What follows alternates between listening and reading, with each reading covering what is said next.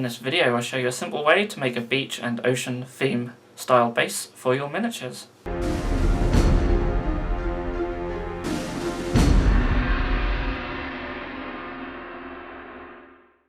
Hello, this is Craig from Bitzbox.co.uk. So this video I'm going to show you how I make the bases for my Idoneth Deepkin miniatures. This is like a sort of beach meets the ocean type base. It's really simple to do. It's probably not the best way you can do this, but if you've got a lot of miniatures, then this is a very quick and easy way you can achieve this effect. So before we begin, I just want to say if you are new to this channel, then please do feel free to subscribe if you want to keep up to date with more videos like this one. We also do bat reps as well, conversion videos, paint tutorials, all sorts on the channel. If you never want to miss a thing, you can hit that bell icon as well. And just a quick mention that we have a Patreon. There's various different pledge level rewards on there, but we also have giveaways each month, and this month we are having a double giveaway. So we have 2 of the Horus Heresy Raven Guard sets that we are giving away. So if you're interested in that, then just feel free to check the link down below for our Patreon and take a look. So let's get straight into this. Okay, so I have one of the bases for my Hellion Guard for the Idoneth Deepkin here. Of course you can do this on any size base that you so wish. So we're going to start by taking some Incubi Darkness. This is just to map out roughly where we want the sea to be on this base.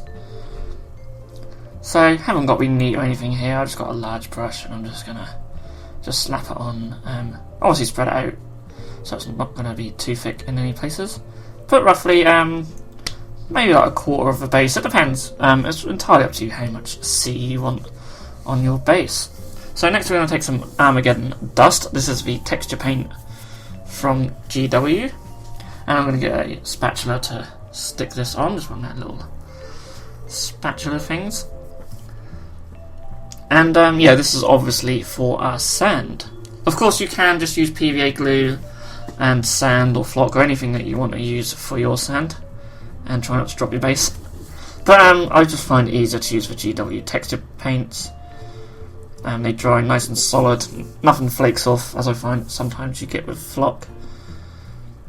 And when you sort of come to the sea, you can sort of just drag it out a little bit, try and get a bit more of a natural look and sort of transition between the two if you like.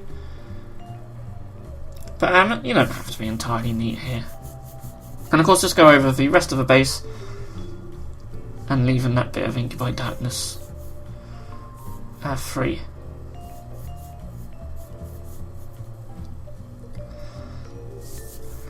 So while that is drying, we can just add like a little wave going across here. Now I'm going to take some all-purpose filler. This is just like polyfiller, spackle, and whatever it's called, like drywall filler, whatever you call it in your country. Now you could do hot glue. Originally I was going to do hot glue, but I have no idea where my hot glue gun has gone. So I've sort of stumbled upon this accidentally. I thought I'd just try it out, and it sort of worked okay. Now of course the main advantage of using this over hot glue is you get a lot longer time to work with it. Of course on the flip side of that, it does take a long time to dry. Give it at least 6 to 12 hours to dry. But of course the texture paint takes a while to dry as well, so you can do this while that is drying. And as you can see, I'm just sort of having sort of like a sort of blob of it going across ways. It's meant to represent a sort of wave coming in, so yeah, just play around with it until you've got a shape that you are happy with.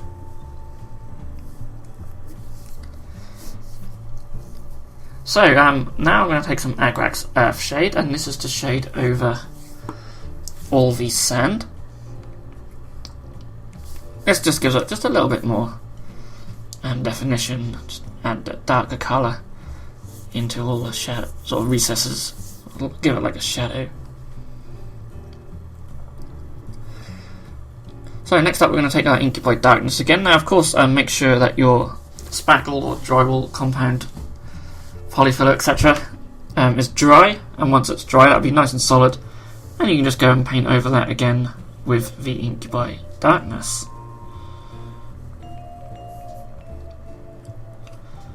So once that layer is dry, we're going to take our Incubi Darkness again, and we're going to mix it 50-50 with some Pallid Witch Flesh. You can use White Scar as well, I thought I'd go slightly off-white. And we're going to paint it across the top of this wave. I'm sort of doing a heavy overbrush.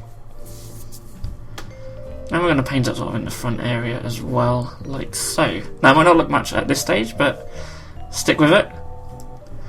Next we're going to add a little bit more powdered witch flesh to the mix, and we're going to do the same thing again, just being a little bit more focused this time.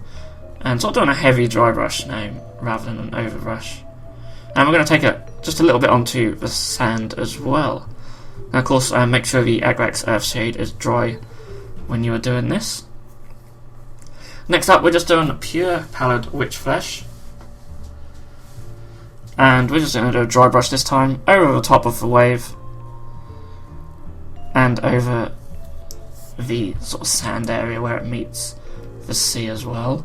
And actually, I'm going to do it over all the sand, because that'll give a nice highlight to the sand as well, and it'll help bring these two together a little bit. You can also use a shafty bone if you want your sand to be a little bit darker, but I thought just for ease we'll go over.